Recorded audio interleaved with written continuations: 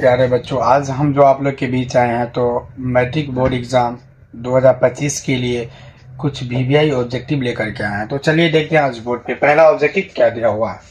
तो मेरे सामने पहला ऑब्जेक्टिव दिया हुआ है 2 कोस स्क्वायर 60 डिग्री।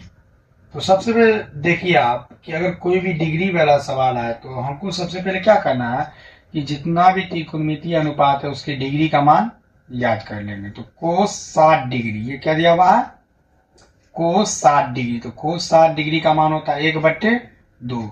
तो सबसे पहले इसको आप याद कर लीजिएगा, ठीक है। तो देखिए चलते हैं आगे। यहाँ दिया 2 गुना कोस 60 डिग्री का मान कितना होता है 1/2। अब उसके ऊपर क्या करेंगे, स्क्वायर लगा देंगे। क्यों लगाएंगे, क्योंकि यहाँ स्क्वायर लगा हुआ है। कोस 60 डिग्री का मान हुआ 1/2, स्क्वायर लगा, स्क्वायर लगा दिए। यहाँ 2 था, 2 लिख दिए, कोई चिन्ह नहीं है तो गुना का चिन्ह। अब लिखेंगे 2 गुना, अब 1 का स्क्वायर क्या होगा, 1 को अगर 1 से गुना करेंगे तो क्या होगा 1, तो यहाँ क्या हो जाएगा 1/। अब देखिए 2 का स्क्वायर यानी 2 गुना 2 बराबर 4, तो इस यहाँ पे क्या हो जाएगा 4। अब देखिए 2 को 1 से गुना करें कितना होगा, 2 एकम 2/4। अब इसको काटना है तो 2 एकम 2, 2 दूना 4, तो मेरा आंसर क्या निकला 1/2।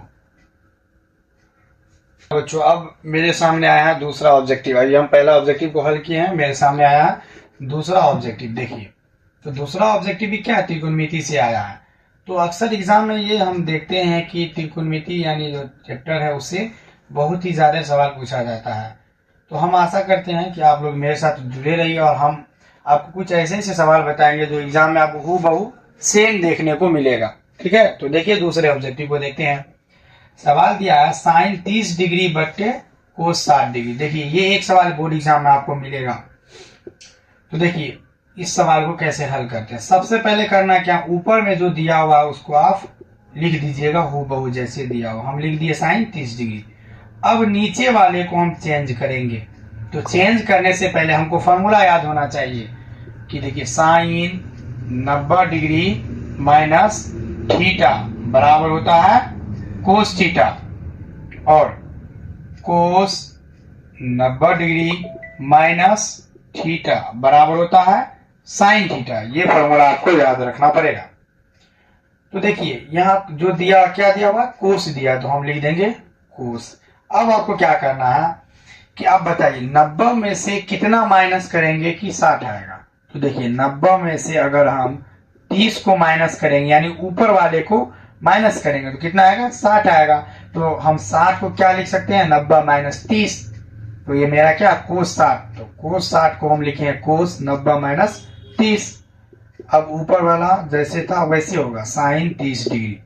अब यहाँ बनता है फॉर्मूला कोस 90 डिग्री, इसको मान लेते हैं थीटा। तो कोस 90 माइनस थीटा बराबर क्या होता है, कोस 90 माइनस थीटा बराबर साइन थीटा।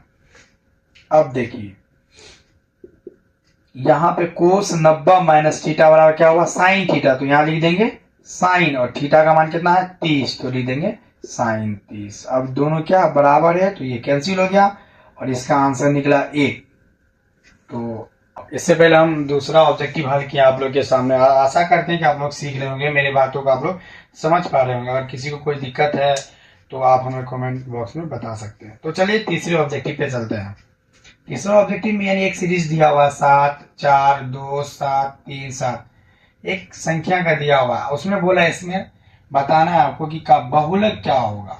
तो चलिए सबसे पहले हम समझते हैं बहुलक किसे कहते हैं। तो यानी ऐसा अंक या संख्या जो किसी भी लाइन में किसी भी सीरीज में सबसे अधिक आता हो, यानी सबसे ज्यादा बार जो लाइन में आएगा उसको बोलेंगे बहुलक। तो देखिए इस लाइन में आप देखिए 7 कितना मरतबा है, 1 2 3 मरतबा है, 4 1 मरतबा आया, 2 1 मरतबा आया, 3 1 मरतबा आया। तो आप इसमें देखिए सबसे ज्यादा मरतबा ऐसा कौन अंक है जो सबसे ज्यादा मरतबा इस लाइन में आया है।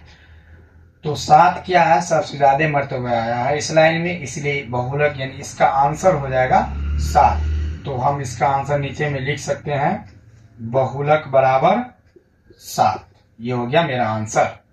तो बच्चों देखिए अब जो मेरे सामने आया है चौथा ऑब्जेक्टिव है। तो इस ऑब्जेक्टिव में देखते हैं क्या है। तो चौथा ऑब्जेक्टिव एक फॉर्मूला दिया हुआ है त्रिकोणमिति का, साइन 90 माइनस थीटा। इस चीज को आप लोग को याद करना पड़ेगा, आप चैप्टर पढ़े होंगे तो उसमें आया होगा। तो देखिए साइन 90 माइनस थीटा बराबर होता है कोस थीटा। तो इसी में एक ऑपोजिट इसका उल्टा होता है, वो भी बता दे रहे हैं आपको कि अगर दिया रहेगा कोस 90 degree minus theta is equal हो जाएगा साइन थीटा। तो एक ऑब्जेक्टिव से आपको दूसरा हल हो सकता है। देखिए जब रहेगा साइन 90 माइनस थीटा तो बराबर में हो जाएगा कोस थीटा, और कोस 90 माइनस थीटा बराबर साइन थीटा। एक हम बात आप लोग से कहना चाहते हैं कि आप लोग लगातार मेहनत करते रहिए और अपने एग्जाम की तैयारी में लग जाइए ध्यान से। आप बहुत कम समय बचा है, तो इसलिए कहा जाता है कि लहरों से डरकर नौका पार नहीं होती, लहरों से डरकर नौका पार नहीं होती, और मेहनत करने वालों की हार नहीं होती। इसलिए आप लोग लगातार मेहनत करते रहिए और आगे बढ़िए और अपने मुकाम पे पहुंचिए। इससे समाज का नाम रोशन होगा और आपका भविष्य अच्छा बनेगा। तो चलिए हम चलते हैं पांचवें ऑब्जेक्टिव पे। तो मेरे पास जो है पांचवा ऑब्जेक्टिव है, ये एपी का दिया हुआ ऑब्जेक्टिव है 2, 4, 6 का पांचवा पद ज्ञात करें। देखिए इसका हम शॉर्ट ट्रिक बताते हैं कि इस ऑब्जेक्टिव को हम शॉर्ट में कैसे हल करेंगे। अगर कभी भी आपको बोलेगा पांचवा पद, उसको हम लिखेंगे a प्लस 4d। अगर बोलेगा 10वां पद, उसको लिखेंगे a प्लस 9d।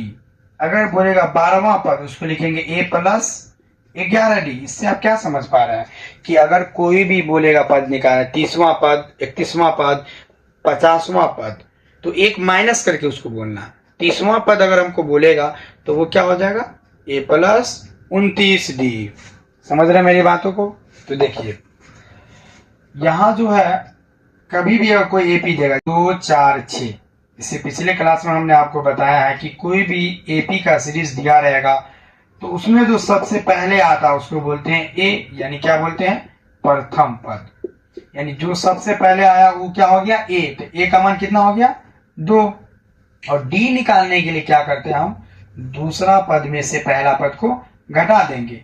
ए और डी निकालने का प्रोसेस हर एक सवाल में एपी का सेम रहता है, बस आगे का चेंज रहता है। तो जो सबसे पहले आया वो क्या हो गया ए का मान कितना हो गया 2, क्योंकि 2 सबसे पहले आया है।